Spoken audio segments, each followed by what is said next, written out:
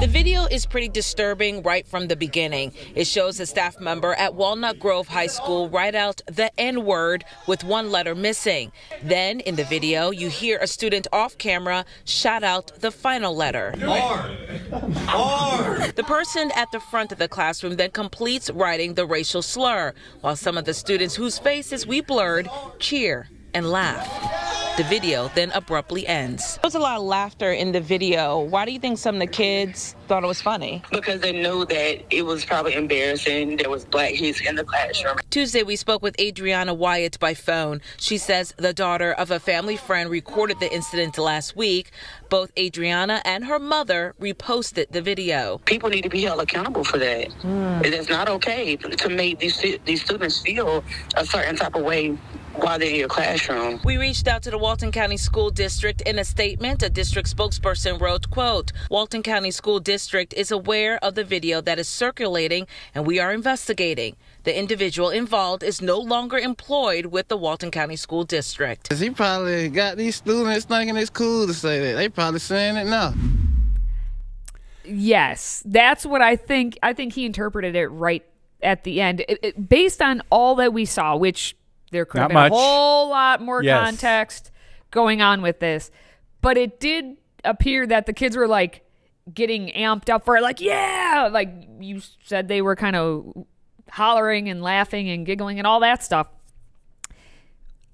What the point of that was for that teacher, we don't know. What class that was, we don't know. Well, apparently he was the wrestling coach. So I don't know what class that was, and I mean, I'm not standing up for the teacher necessarily. I'm just saying, that I wish we had more details on this. They could have been saying, hey, so what kind of words shouldn't we use anymore? That we used to use or whatever, even in wrestling. Well, yeah, and calling each other names. His name's Robert Walker, and he's the assistant wrestling coach, and maybe some people in the class knew him, and so they were like, "Coach is writing this, but why were you writing it? Why was there certain letters put up and not others?" And then, like, why? I'm an English teacher, and as an English teacher, we read books that have the N-word in it, and guess what we do in class? We skip over, we say N-word, move on. You have a discussion with students before you engage with a text and help them to understand the context of why that word was put into that piece of literature beforehand. But to put the word on the board and for what purpose? On the board, it's interesting. I don't understand, but it is interesting that it seems like it was a father at the end of that news broadcast who was like, trying to have the kids think that it's cool. There was a time when I was growing up, I mean, you listen to a lot of the hip hop music, a lot of the words in those songs were the N-word, and it was okay, quote unquote okay, to say that depending on who you are.